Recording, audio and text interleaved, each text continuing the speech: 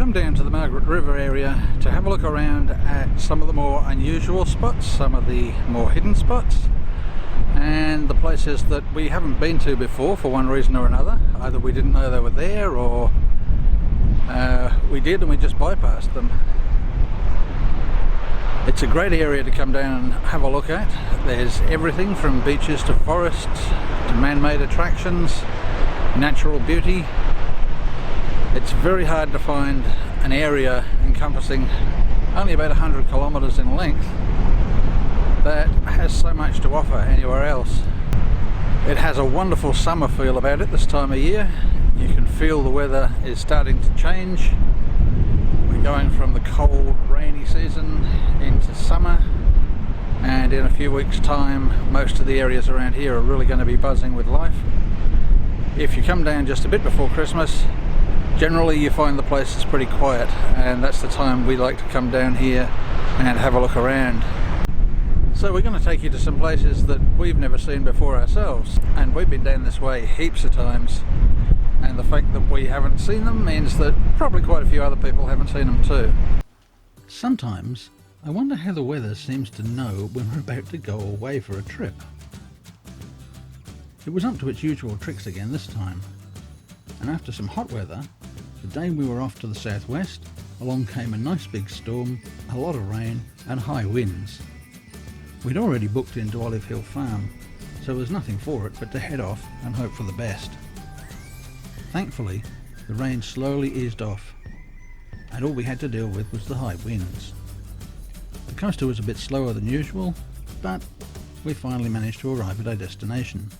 As we'd pre-booked, it was simply a matter of selecting an unoccupied campsite and settling in. Olive Hill Farm is only about 10 minutes drive from Margaret River and is located along Bramley River Road. The road is unsealed and a little corrugated, but nothing to worry about. During the time we were staying, the camping fees were $7.50 per person per night. And if you wanted to use the dump point, then that was an extra $5. And if you wanted drinking water, that was available for $1 per 25 litres. This is a great idea, as it makes essential facilities available, but you only pay for them when you actually need them, and nightly fees are kept as low as possible.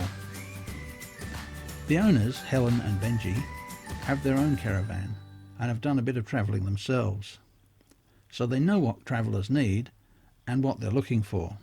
The campsite is for self-contained vehicles, and that means bringing your own toilet and not dropping water on the ground. The campsites are nice and level and are all spaced out in an olive grove. Although you can see other campers, there's none of the overcrowding that goes on in caravan parks, where you're close enough to your neighbours to hear them break wind. Mini-skip bins are available for dumping rubbish, one for general waste and one for recyclables. Helen and Benji are very friendly and helpful. They've owned the farm for 13 years and have done a great job developing the camping area. There are some special events held each week, and the first we got to go to was haggis tasting. That'll probably give you some idea where Helen and Benji are originally from. Although I have some Scottish ancestry, I have never tried haggis, so I gave it a go to see what it was all about. I had expected something rather weird, but in the end it wasn't nearly as scary as my imagination had made it. I can't say it's something I would earnestly go searching for, but it was pleasant enough. Along with the tasting, there are products available from the farm, and they include a selection of meats and smoked cheeses. We bought some beef sausages to eat during the trip, and they were very good. Next morning, we took a walk down to the river along the Woodland Walk. This was very pleasant, and the river would be a great spot for a dip on a hot summer's day. Then it was time to do some exploring. Anyone who's doing any travelling on the road really needs to get a copy of the Wikicamps app. It's cheap, and it lets you know where all the good campsites, caravan parks, day use sites and attractions are in an area. What we're doing today, we're following some of the Wikicamps attractions that are on the map around the Margaret River area. Unfortunately what we're doing, we're using Google Voice Navigation, and Google Voice Navigation is pretty hopeless. It does eventually get you there, but it will give you a whole bunch of wrong instructions. So what you really need to do when you're using it is look at the map, because the voice will actually tell you to go the wrong way quite often. We're now at a place called Miller's Ice Cream Farm, so we're going to go in there and check that out.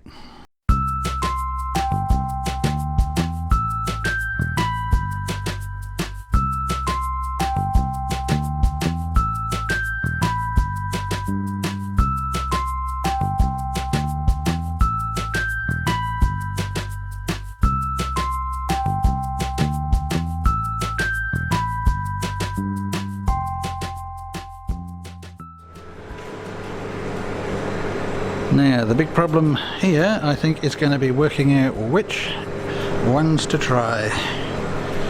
Doesn't that look good? So you can get the ice creams in cones or in tubs. We decided to get them in tubs. Obviously, being Margaret River, these things are not cheap.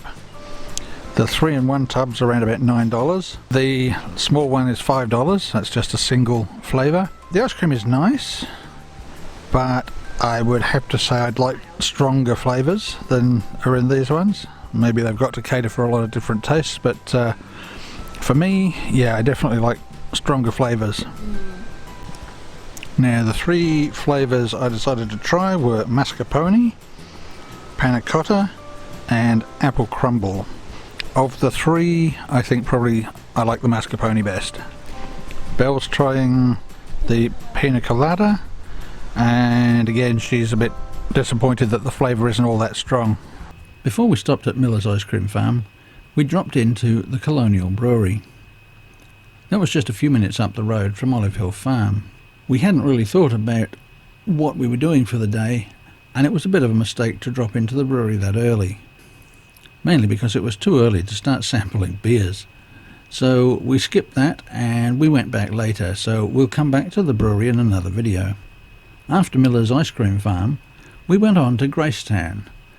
There's a great little lookout there, and it's a good spot to sit and enjoy the view and get a bit of breeze coming through the coaster at the same time.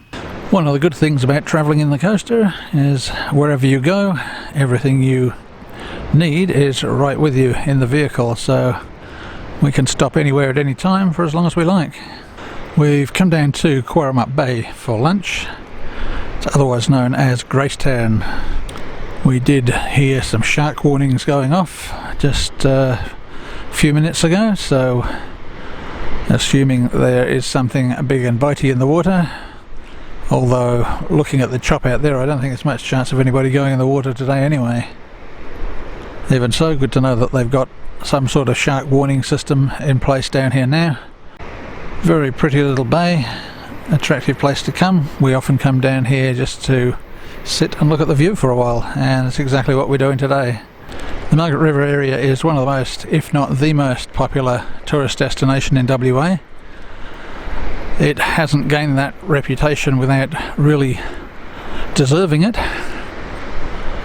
The wild coastline along here, sheltered bays, the forests and all the man-made attractions are really a magnet that draw people back time and time again. Not many people would criticise the place itself. Unfortunately, because it's become a tourist destination, the prices down here are considerably higher, but I guess if you're on holiday, that's just something you have to put up with. It's really worth coming down and wandering around. We're going to be spending 2 weeks here, and we're going to try to explore some of the areas we've never been to before. Although we've been down this way more times than I can count, we really haven't seen everything there is, so this trip's going to be mostly about trying to catch up with all the places that we've missed out on seeing on previous trips. We're going to be using the coaster to move around during the day. This has got to be the perfect time of the year to head down to the southwest. Nice and quiet. The weather is generally not too bad. It's always a bit iffy down here anyway, 4 seasons in one day sort of stuff, but this time of the year you look at the car parks and that tells its own story. The following day there was another event at the campsite. This time it was yummy pikelets and jam being served by the white tent. It's a great idea to have these gatherings, as it encourages the guests to get together and have a chat. The flies around Margaret River had been a bit too numerous and a bit too friendly for us, So it was time to head into town and pick up something to discourage their unwanted attentions. Before we hit the shops, we stopped off at Rotary Park. This is on the north side of town. We'd never stopped there before, I really can't believe it. We've been through Margs more times than I can even remember myself, but we've never stopped at the park and had a look around. So, that's what this trip was all about. We stopped off and found quite a nice little park, with barbecue and picnic facilities located right next to a picturesque bend of the river.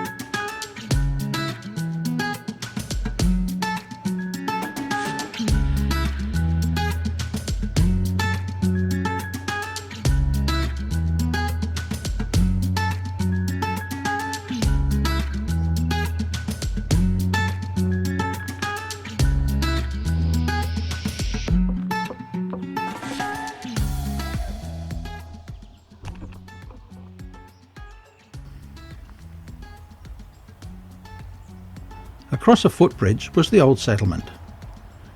Here there are some historic buildings and memorabilia. There's also a place where you can hire a bike to explore the local trails. The old settlement shows some of the style of buildings that were used in the days of the group settlement scheme. Buildings include a group house, a school, a blacksmith's, and what was once an old pottery workshop has been turned into a cafe. It's free to walk around here, but there is a small charge if you want to enter the buildings when they're open. You'll need to check the settlement website for more information on that.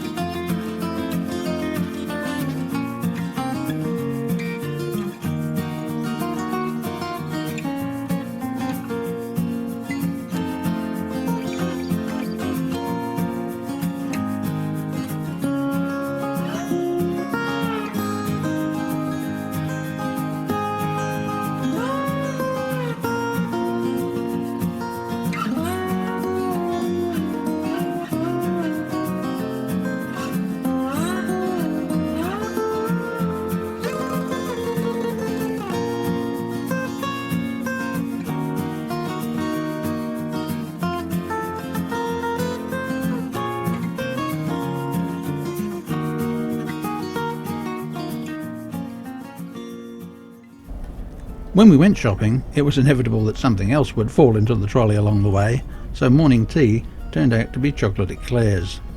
Lunch on this occasion was spent down by the mouth of the Margaret River, and again it turned into an afternoon of relaxing, just watching the ocean. Blue sky, cooling sea breeze, just sitting there watching the surf roll in. Can life get any better than that?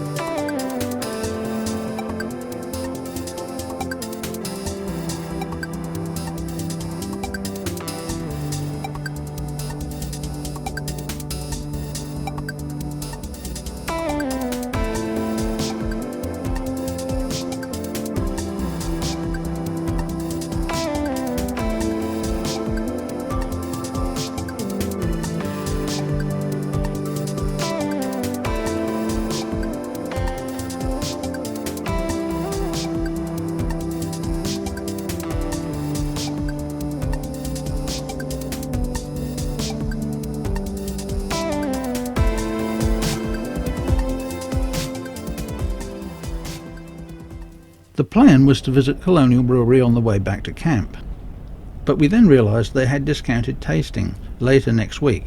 It's actually on a Tuesday, so we put that off for a few days. The original intention had been to move around to different campsites, but we were enjoying Olive Hill Farm so much that we decided to make it the base for the entire trip. It's so central to the area, and we really couldn't think of anything better, so we booked for another 7 nights. The longest day of the trip so far started off with a drive north to Dunsborough.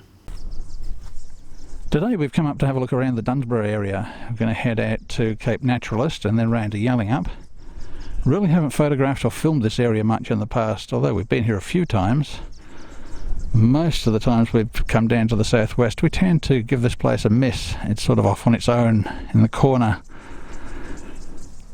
We have been up to Eagle Bay and a few of the other spots around here, but not really had a good look around Dunsborough, so hopefully we'll get a chance to do that today, see what's here. After taking some footage and some pictures, we had a look at the weekend markets and just had a bit of a wander around town. I'm not really sure why we haven't been to Dunsborough much in the past. It's a very pretty little place, beautiful bottom end of Geograph Bay here. The water looks absolutely gorgeous out there, perfect for water sports, but a lot of the times we've been down this way we've been fishing, so we head off to Augusta and we tend to ignore this top corner, so that's why we're heading around here today. Now we're off to the Cape Naturaliste Lighthouse, and after that heading down to Yallingup. And strangely enough, the coaster we're travelling around in now came from Yallingup. The original owner who converted it and did the beautiful work getting it all put together, he came from Yallingup, which is why we've got a Bustleton number plate. We look more or less like a local when we're travelling around these areas.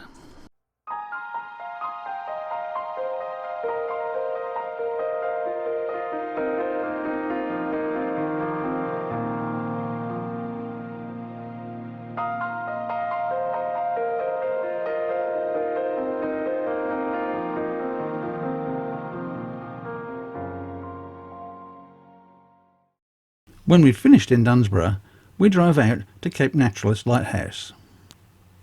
It's worth going in and having a look around. We noticed online there's been some complaints about the state of the place, but it's been significantly upgraded now, with boardwalks and children's playgrounds added. Entry to the Lighthouse precinct is only $5 if you don't want to do a guided tour. Guided tours of the Lighthouse are $15, so not bad value these days. We did a guided tour of the Lewin Lighthouse, so don't really feel the need to go up inside this one. This one's quite a bit smaller, so we'll just have a wander around the precinct and see what's here. The old lighthouse keeper's quarters are now an entry station, a proposed museum and a cafe, with some rooms dedicated to displaying items from bygone eras.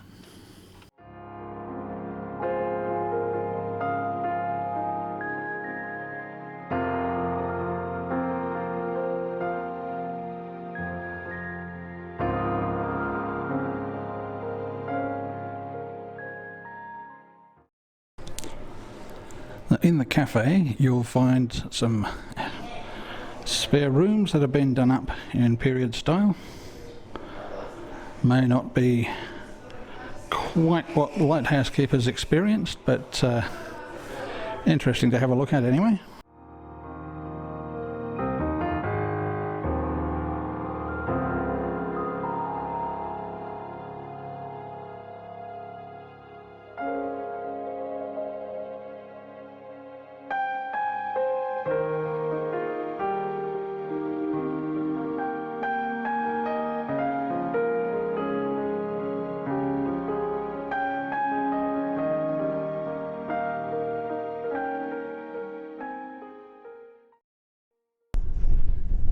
The Cape Naturaliste Lighthouse is quite a bit shorter than Cape Lewin on the other end of this piece of land, what they call the Cape to Cape region.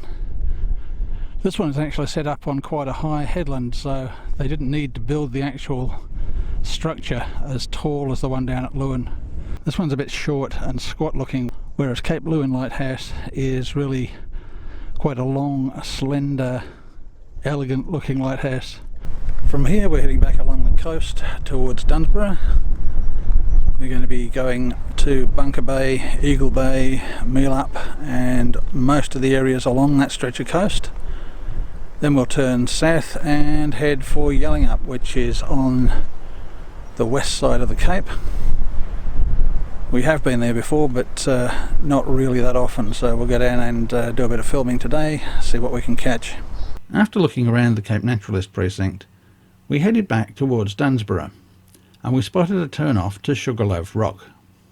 I certainly didn't have any pictures of it before we went this time. One of the many places along this coast we haven't been to before is called Sugarloaf. I'm assuming it's called that because of a resemblance to the shape of Sugarloaf Mountain in Rio de Janeiro, so pop over the hill here and see what it looks like. More pics and footage, and then it was off to explore the coast from Eagle Bay to Meelup.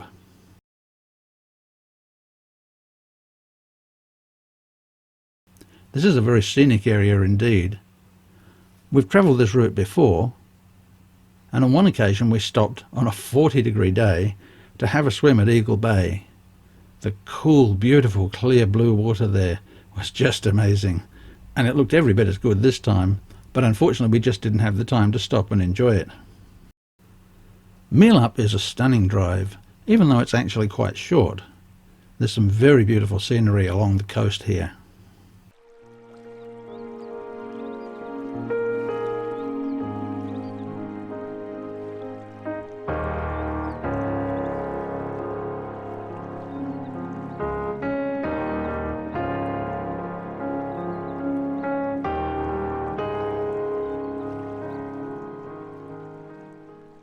Once back on Caves Road, we headed for Yallingup, as this was the final destination for the day.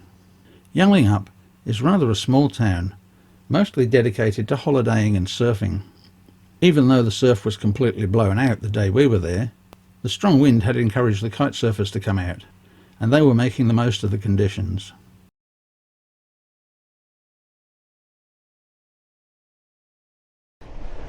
This is a lookout just on the far side of town. We got some kite surfers out there having a good time, going like rockets in this wind.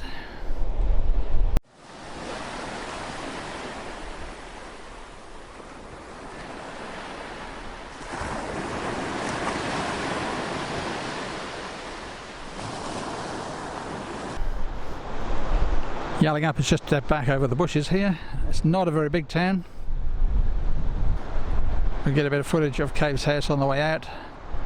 There's an old hall, we'll stop and have a quick look at that before we start the trek back to the campsite. We're probably only about 40-50 k's from camp here. This will be our longest single day journey.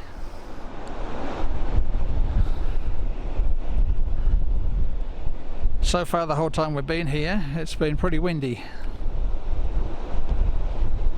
That's not unusual for this part of the coast. Quite a nice broad stretch of beach here at Yallingup. Extremely popular spot when the surf is running.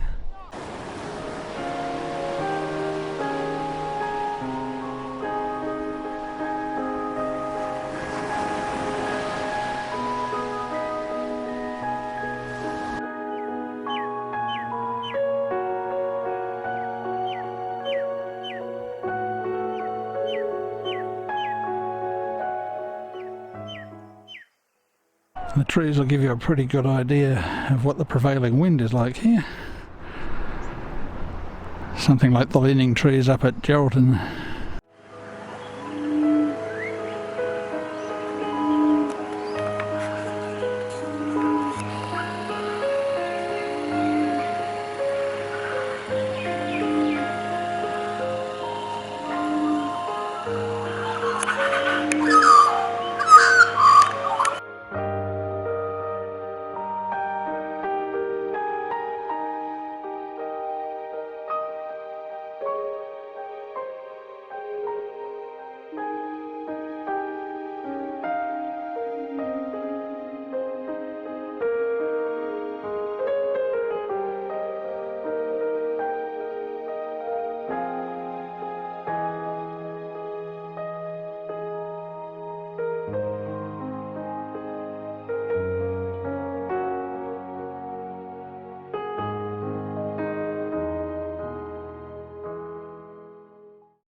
One of the landmarks of this area for a very long time has been the Yallingup Hall. Seen it quite a bit, driven past it a few times, but never stopped to take any footage before. Been here since 1920 apparently, so aging pretty well. Looks like they're looking after it, which is great to see.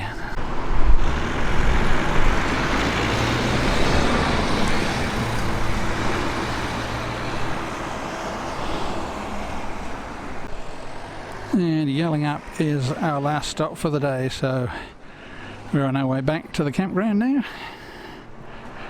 Going to be a bit of a relief to get there today. It's been quite a long day. It's getting up to 4 o'clock, so time to head back and have a rest. After driving almost all day the day before, we decided to have a rest day in camp.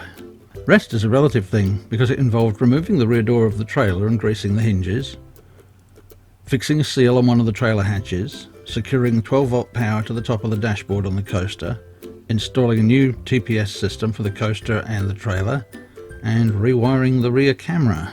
Then we started researching the places we wanted to visit in the next few days. Even so, I guess it was less tiring than the day before. With the rest day behind us, it was time to get back to finding places and doing some filming. One of the places we must have driven past literally hundreds of times is the Shell Museum just north of Witchcliffe. There's only one small brown sign that tells you where to find it, so it's no wonder we haven't been there. The first place we're having a look at this morning is Shell Museum. It's about 3 kilometres north of the little town of Witchcliffe. Now, as you can see from the road here, there's not an awful lot to mark it. There's just a little brown tourist sign, so you've got to watch for it. Probably the main thing to watch for is the large car park in front of the house. Other than that, it looks pretty much like an ordinary little house, so some pretty big claims made about the size of the collection. That I've seen written on the internet that it's supposed to be the largest shell collection in the world, which, well, that would be an interesting claim if it's true. We'll go in and have a look, see what it's like.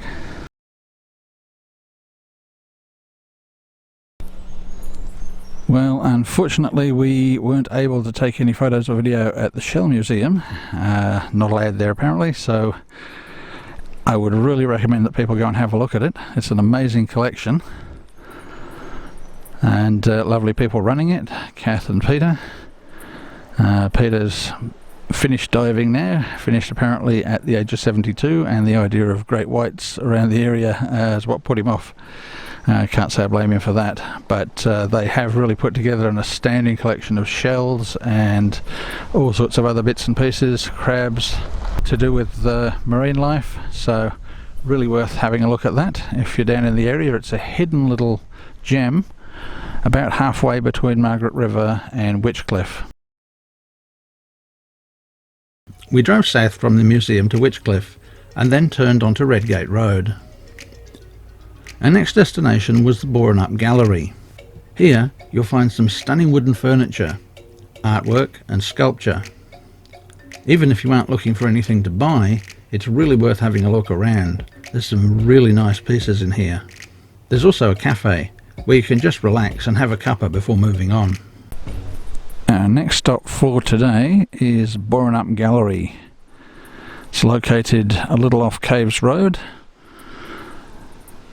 and it's very famous for sculptures and furniture and general types of artwork, so hopefully we'll be able to get a little bit of footage here.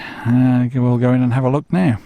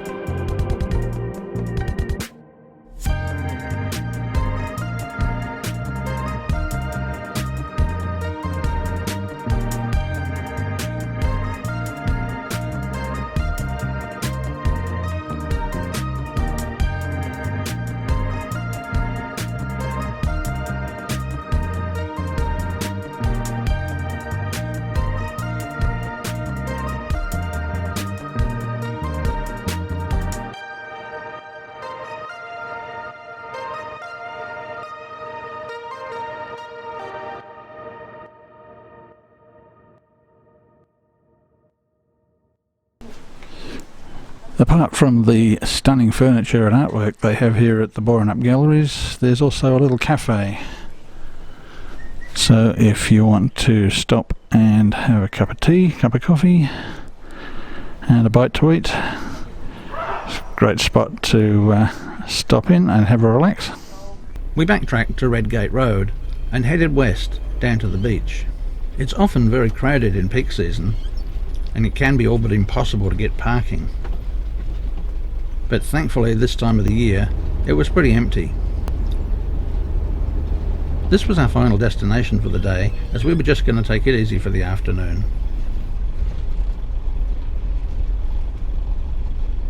What we're thinking will be the last stop for the day is down at Redgate Beach. Down here to grab some lunch and just relax and enjoy the afternoon.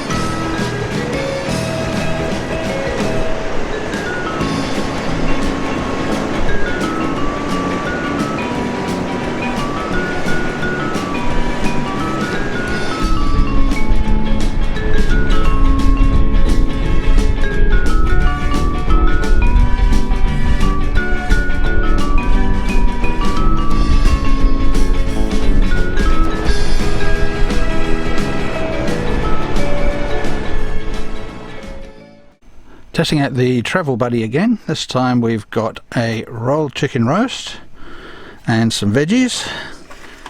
Now, because the veggies in the past have been a little bit difficult to cook, this time I've chopped them into smaller pieces.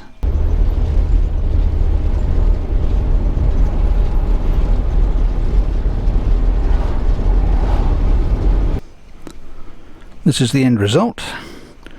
It seems like it's cooked really well, and the veggies are pretty well cooked, just have a little bit of firmness to them. They're not overdone, so they're not too soft. And we'll chop that chicken now and have a look inside, see how it's gone. And there we go, nicely cooked, ready to sit down and have a nice roast dinner. The travel buddy's done a good job. It took about 3 hours from start to finish, so it definitely does take a bit longer than an ordinary roast doing it in the little travel buddy oven, but they certainly work very well. You just give them that extra bit of time and they do a great job. This morning we've come down to have a look at a place called Bennett Street Weir. It's in Margaret River. We were expecting probably a little better car parking facilities than just a turnaround at the end of the road, but looks like this is it. And it's down a trail at the end of the turnaround here, so go down, see what we can find. Well, Bennett Street is just up there, that's where the turnaround is, but if you walk down the path you find there's a gravel road. That must come in from somewhere, so we're going to go and see if we can find that.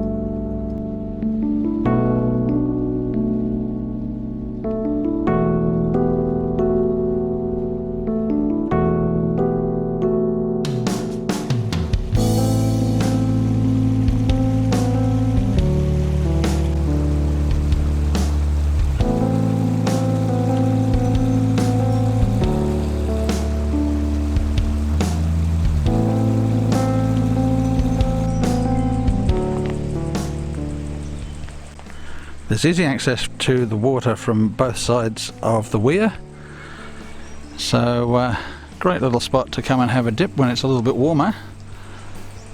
How the water levels go once the flow of the river dries up, I'm not sure. I suppose in summer this is going to drop a bit, but it's deep enough, I'd say, for there to be water here all year long. A lot of bird life, a few wildflowers, but not a whole lot. Good spot to bring little inflatables and maybe even a kayak and paddle around, go upstream a bit. There's some walk trails here, and one of them will lead you back to Rotary Park on the highway, so if you want a nice shady walk, you can either start at the Rotary Park end or come up to Barrett Street Weir. Very pleasant walk through the trees. If you continue on from the Weir and don't head back towards Rotary Park, there's another trail here that leads you up to 10 Mile Brook. And there's a dam up there to have a look at. It's a walking and cycling trail, and of course back down at Rotary Park there is a cycle hire, so you don't have to bring your own bike.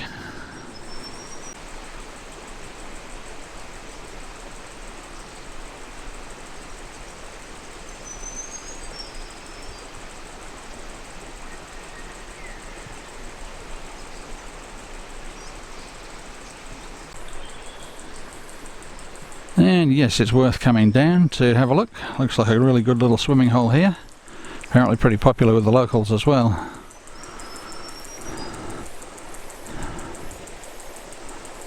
It's just a little dirt track nestled in between houses you have to look for. If you're using mapping software, you'll find it pretty easily. I've got to make a note here about long vehicle parking. Parking for big vehicles like motorhomes and caravans is usually not easy to find and can be very scarce.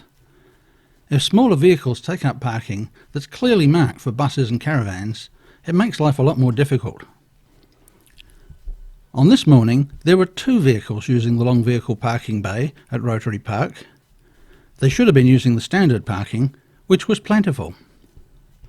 We would like to ask people to please think about where you park and don't take up spaces meant for long vehicles.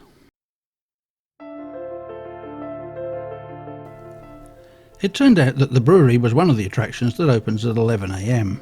I guess not all that surprising considering what they sell. As that was the case, all we could do really was have a look around and do a bit of filming, but we couldn't sample any of the beer.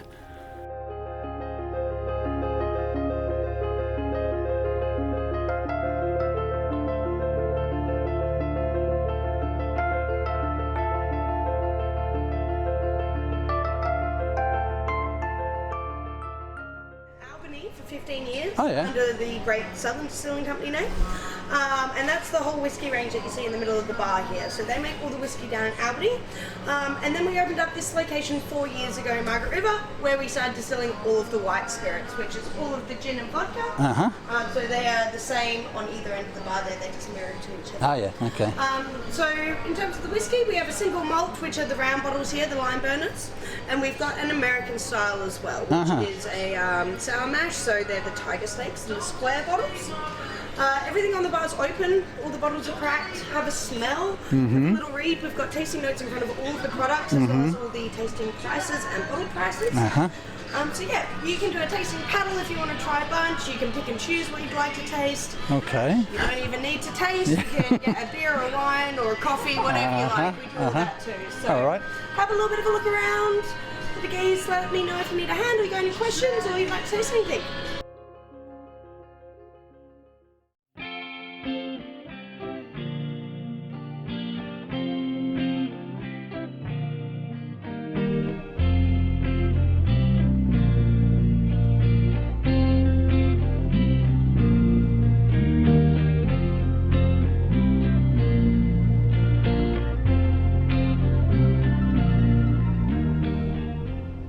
We're back at the Colonial Brewery again. We dropped in here before. We came in a bit too early in the day when we were heading out.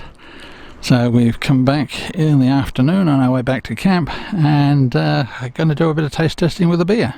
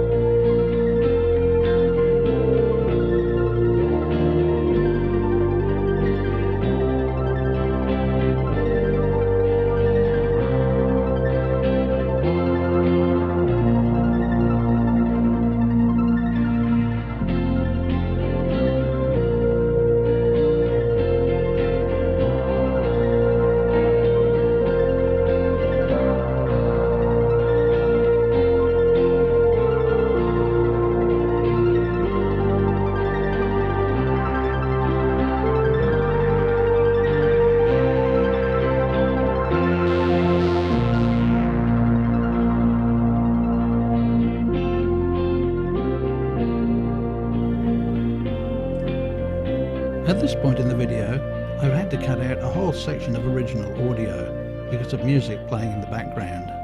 Of course, YouTube stuck a copyright claim on it, despite the fact that it's only segmented background music. But as a result of that, I wouldn't have made a cent out of this video. This kind of copyright claiming of incidental, unintended background music is complete and utter nonsense, but there's nothing I can do about it, so the whole section had to be removed and I've had to overdub. Instead of the original, I'll now give you a rundown of what the beers were like in the voiceover. The first beer was a draft. Nice enough, but nothing special. The second was called Small Ale, and it turned out to be my favourite. It was a bit of an unusual flavour, but very pleasant to drink. Number 3 was a Pale Ale. A little bitter, but overall quite a decent drink. Number 4 was IPA Australia. Less bitter than the Pale Ale, but nothing really special, I guess. The most unusual of the lot, and I gotta say not in a good way, was the last one on the tasting paddle.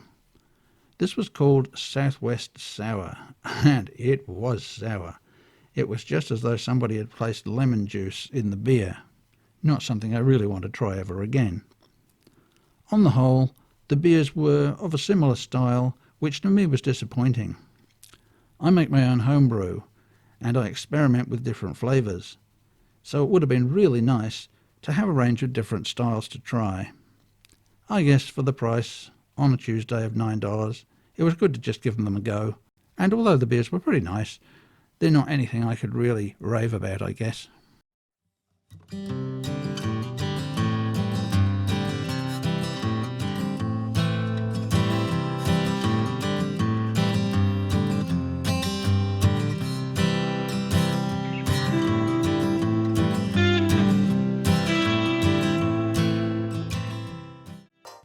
Wednesday was a busy day as it turned out. The first stop was Margaret River Nougat. It's also known as Bethany's Winery. We were mostly interested in trying the nougat, which turned out to be really nice. It's the old French style of nougat which you really don't find that often these days. There were 3 varieties to test, but 35 to pick from when you wanted to buy. That was quite a task. It was just a case of picking those that sounded best, and they had a buy 4 get 1 free offer, so that's what we ended up doing. Now nougat, even the cheapest stuff from supermarkets, is never cheap, so be prepared to pay around the $15 mark for 200 grams. We think that it's worth it though, because it isn't easy to find really good nougat these days. It also turned out that there were some liqueurs on the counter to taste. We couldn't really resist that, so we gave those a go as well. Tasting was free, so we gave them all a try. There was a chili rosé that was different, but not really quite what we like. A chocolate port, which, I got to be honest, didn't seem all that chocolatey to me. But the ones we really liked were the honey nougat liqueur and the nougat coffee liqueur. We ended up buying 3, so we spent quite a bit more money there than we really intended.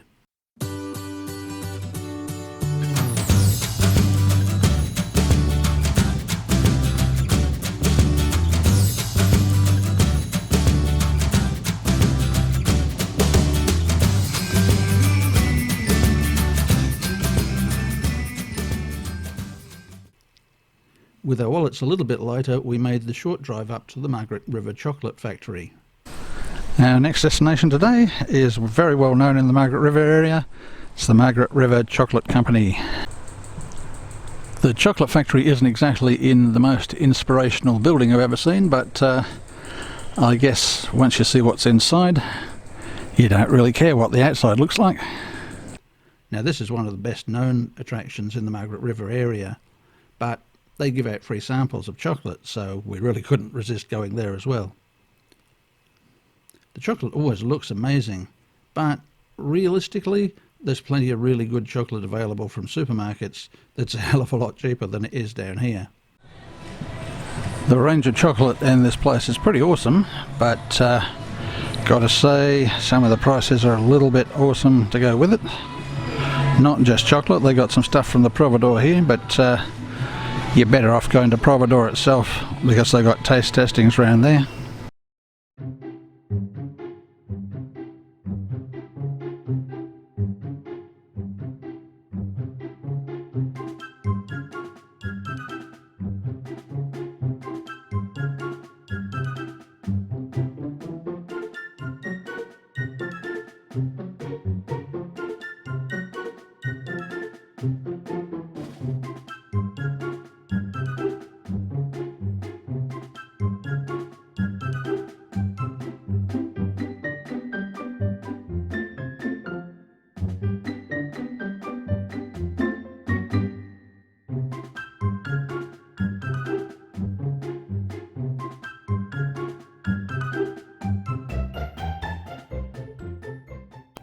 There's also a viewing window where you can watch the chocolates being made.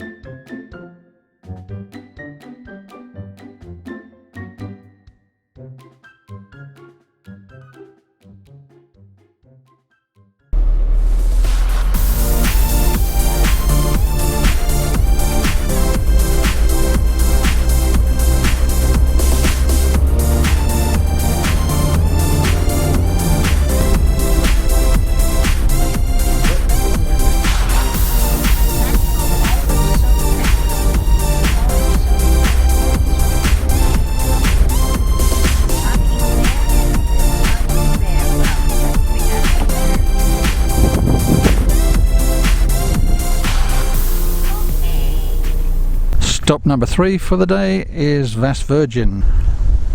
Olive oil products, which includes soap and a few other bits and pieces. So we'll go in and have a look here. I have been here before but never filmed here before.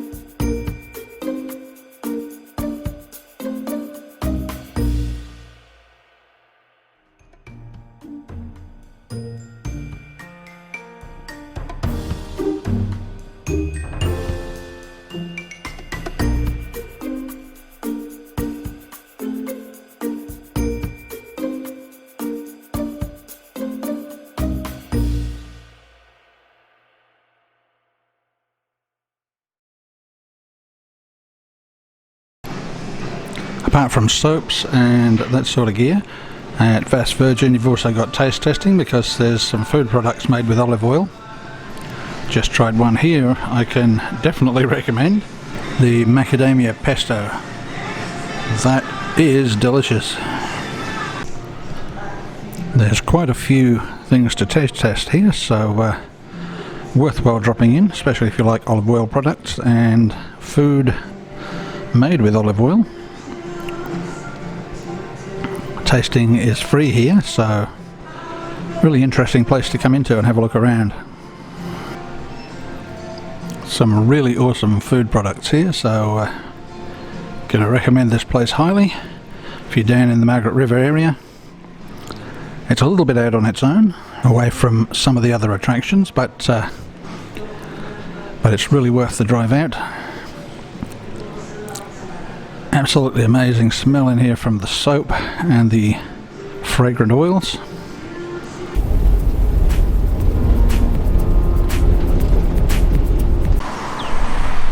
Now, no prizes for guessing where we are on the 4th destination for today.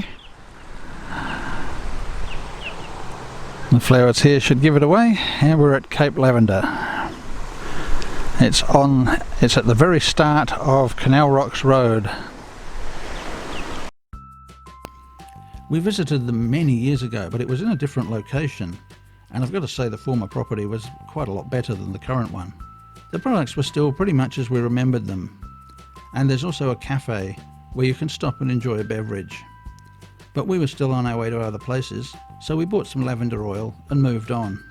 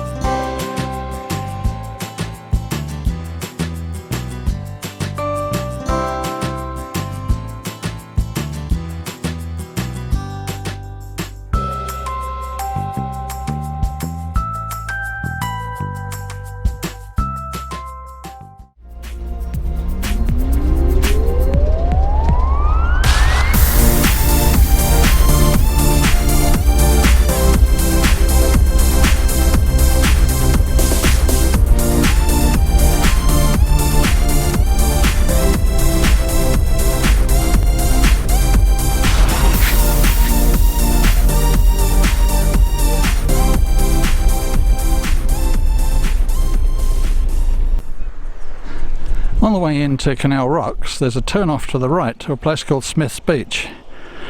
For whatever reason, we've never been here before, so it was time to come down and have a look. This is as far as the road takes you. And we'll have a look at Smith's Beach, which looked quite good on the way past, as we head out back to Canal Rocks.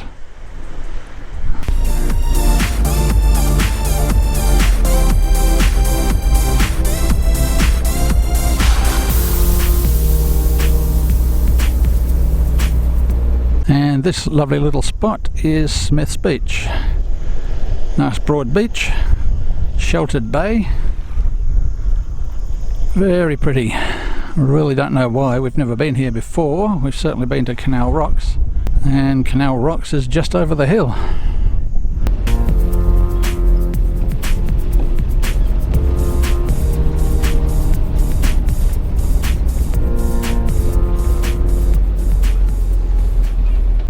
Just around the corner from Smith's Beach, which is behind the point over there, is a place called Canal Rocks, very well known. Unfortunately, the wind is blowing a gale behind me. No chance of getting the drone out today. So we'll just take a wander down and have a look at it from ground level.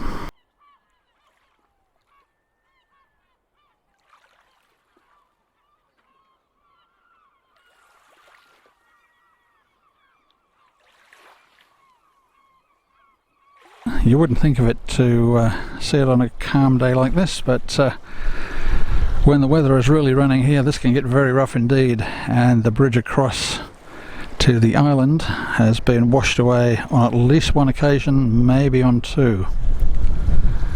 So you can imagine the amount of water coming through here to do some damage to that.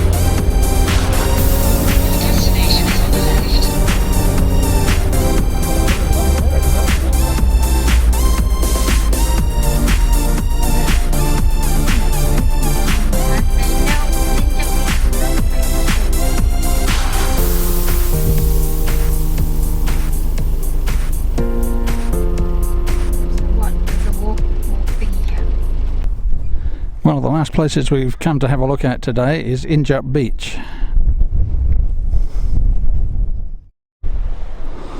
This is yet another place that we've never been to before for some inexplicable reason. We've been down here in all sorts of vehicles, including four-wheel drive, and looks to me like we've been missing out an awful lot on the places that are available around Margaret River. So it's a beautiful little spot. I wouldn't like my chances of parking here in the busy season because there's not a lot of car parking, but that is a gorgeous beach.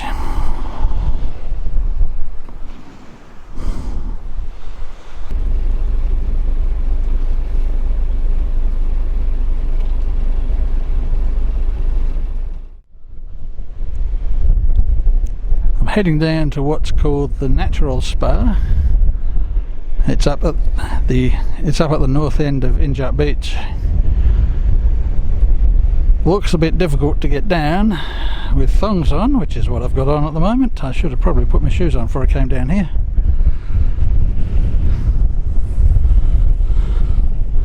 As you can probably hear, the wind is howling, so I won't be putting the drone up again today, sadly. From the looks of this place, you definitely need a good swell and a high tide. Doesn't look like there's much going on. What's supposed to happen here, of course, is the waves come in over the rocks and create what they call a natural spa pool. From what I can see out there at the moment, there's not going to be much happening. And the other observation about this place is obviously too many people know about it, and it's not even peak season. It's a very small area, so certainly something I would say avoid when peak season comes.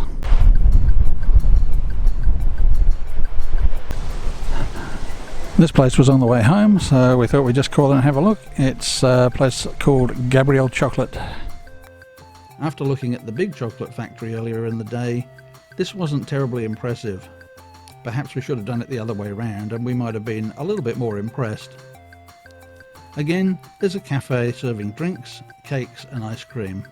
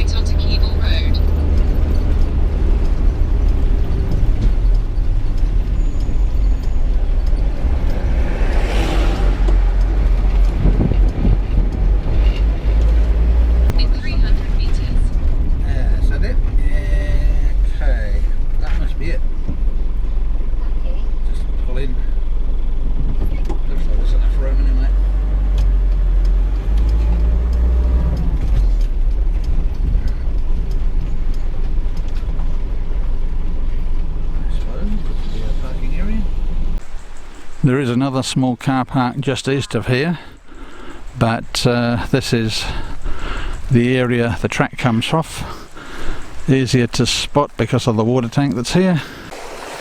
This is a little place on the west side of Margaret River called Kevill or Kevill Road Waterfall. Not a lot of water flowing at the moment. Quite a wide rock bar. No picnic facilities or anything else here, just a small bush track leading down to the river.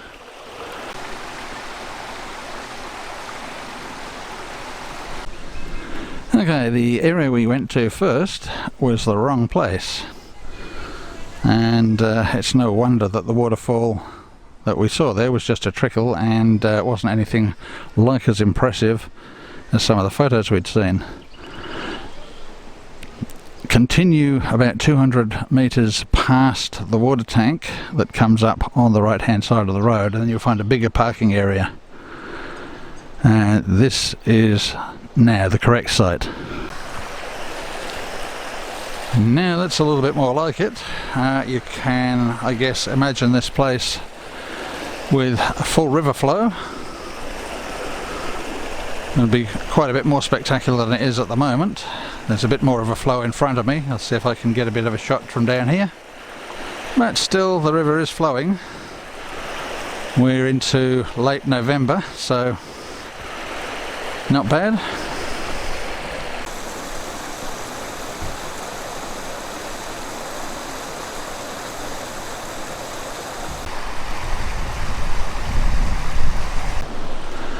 Quite a nice pool here at the top of the waterfall, and just heading across the rock bar now to have a look on the far side.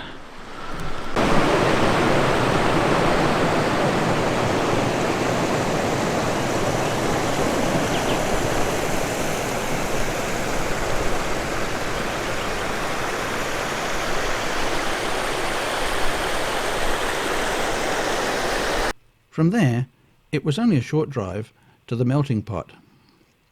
This is a glass studio where Jerry, the artist in residence and owner, makes one-off pieces of glass art, or sets of all sorts of glassware.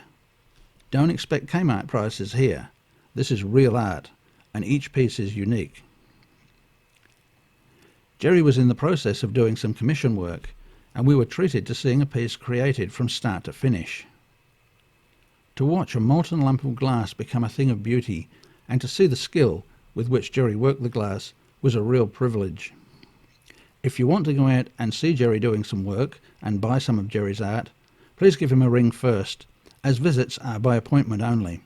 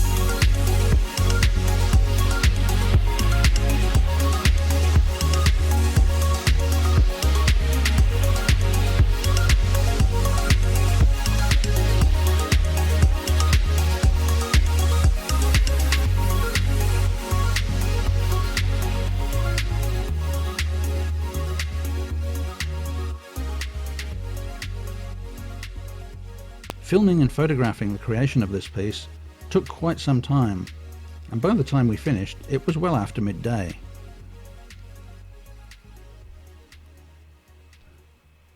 We reached Ellensbrook and decided to continue on to the car park by the beach.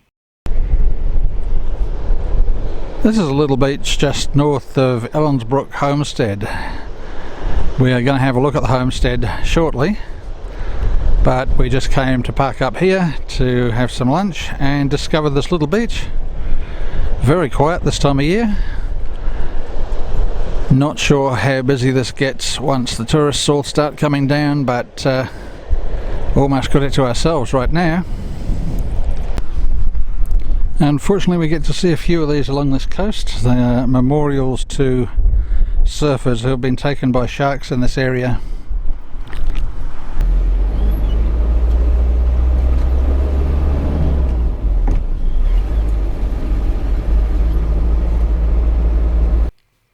After lunch it was back to Ellensbrook Homestead, and on what was my third visit I finally got to see inside the buildings. This is the old homestead of Ellensbrook. It was built around about the 1830s by Alfred and Ellen Bussell. They were some of the first settlers in this area.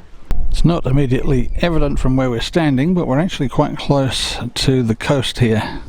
The cottage is nestled behind a large dune which would have protected it from the strong southwesterly winds. To think that this farm dates back to the earliest settlement of this area made me reflect on what life could have been like and how hard it must have been to carve an existence out of this sometimes harsh and forbidding land. The homestead is somewhat smaller than it once was, as some of the rooms have been lost over time, but the essence of the original buildings remain. If you take a picnic lunch, there's some lovely spots by the stream under some shady trees. There is a fee to view the buildings, but it all goes to help maintain the site, and so it's a few dollars really well spent. The original roof or anything like that, that would have been interesting to see how they constructed it. All corrugated iron now. Certainly takes some of the authenticity away.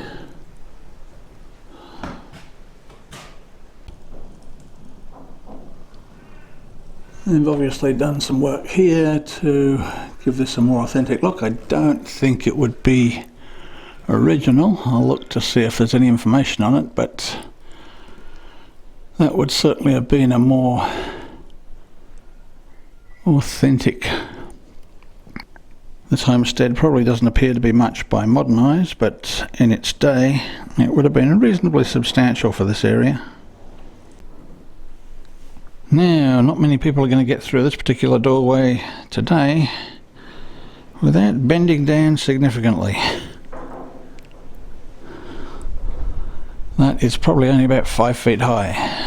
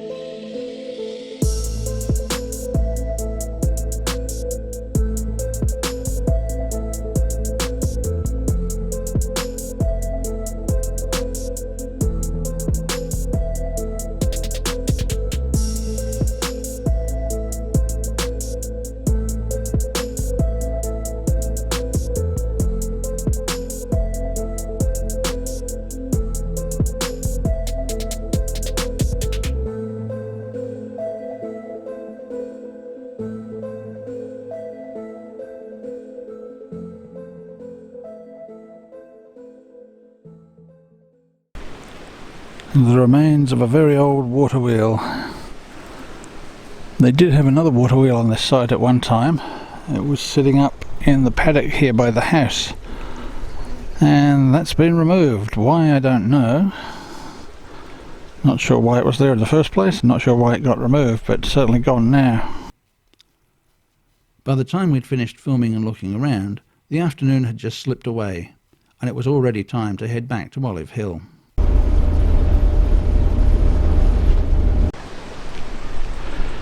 We only have a couple of other things to have a look at while we're in Margaret River. The berry farm and the Saturday markets. So this morning we're down at the berry farm. This is a pretty well known place, but we hadn't been for a long time, so we wanted to go and update our footage. This was one of the earliest attractions in Margaret River to start offering things other than wine. Of course they also do wine, ciders and liqueurs, but they're very well known for their jams, honey, relishes and more. They have one of the widest ranges of products to taste, so it's still a really good spot to visit. Tasting is free, but when it comes to alcohol, you're limited to 5 tastings of alcohol per head. Now if you go as a couple, you can turn that into 10 if you both share a glass. We settled on a bottle of quince cider. It was very unusual, and later when I finished drinking it, I really wished I'd bought a couple more bottles. Very, very nice. The reusable cap on the bottle was great too. Perhaps the berry farm should consider selling those separately, because they're great for resealing bottles of sparkling wine. There's also a cafe at the berry farm, but I've got to be honest and say the prices there are a bit high. $8.50 for 2 scones and jam really is a bit beyond my usual limit. And since we'd already bought the cider, we were happy enough anyway.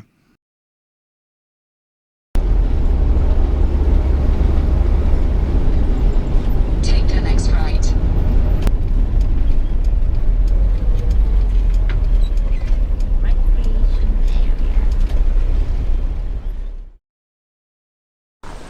We've come a little bit further south than the berry farm. You continue on Rosa Glen Road and come down to Warner Glen Road. Head to the left and then eventually you get to the Chapman Pool camping area. Now we've been here before and made a video about this, so I'm not going to do too much on it. Just a little general quick look around. We're not going to look at the campsites here, just the day use area. If you want to have a look at the campsites, then have a squiz at our other video. Nice place in the forest. We figured we wanted to change from sitting down by the beach. So we'll spend the afternoon here, have lunch, relax, and later in the day just head back to Olive Hill. Some barbecues and picnic areas here. One of the barbecues up here is out of order. And a little trail that'll take us down to the river. It's not very far. We'll just wander down there and have a look around. Like most places, Chapman Pool can get pretty busy in peak season, but at this time of year it was just a beautiful quiet place to sit and look at the river, listen to the birds and just veg out for a while.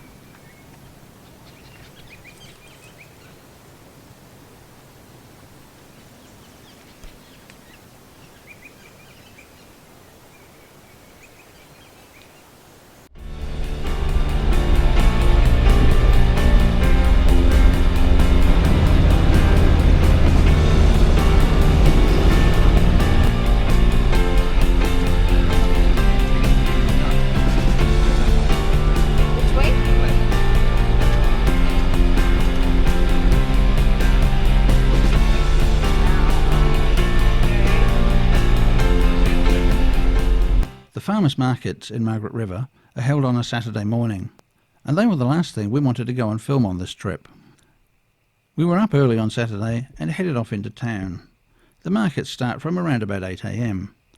Items for sale are mostly fruit and veggies, but there's some ready-to-eat fruit and a few other bits and pieces as well. Prices are pretty reasonable for the Margaret River area, and the fruit is all nice and fresh. There are around about 50 different stalls at the market, which is held on the Education campus, a little south of Wallcliffe Road. Parking was okay when we went, but I expect during peak season it really won't be that easy. The markets were the last thing we planned to do, so we headed down to the coast to spend the last day of the trip relaxing and watching the ocean.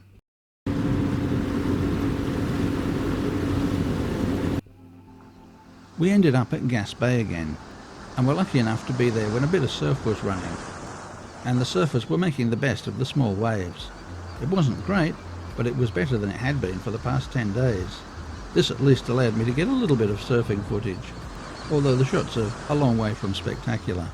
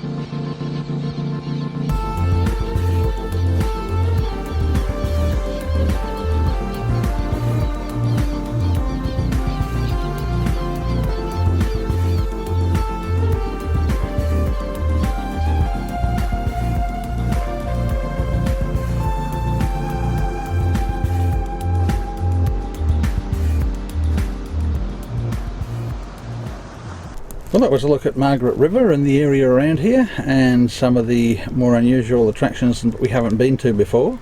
Some of the little hidden gems, like the Barrett Street Weir and the Kevill Street Waterfall. We've never seen those before, and before this trip we didn't even know they existed, so really interesting to find a couple of spots like that. I'm sure there's still plenty of places that we haven't caught up with, and we'll be down here probably around about this time next year to have another look. We do a yearly trip down to the Margaret River area. Sometimes it's just for fishing. This time it was to find some interesting attractions, to refilm some places we hadn't been to before. So I hope you enjoyed riding along with us and having a look at what's around here besides just the caves and the wineries. That's it for this series. I hope you've enjoyed it, and hopefully you'll be back next Saturday to see what else we've got to offer when we upload our weekly video. Thanks for joining us on the trip, and we hope to see you back here again soon. Cheers, see ya.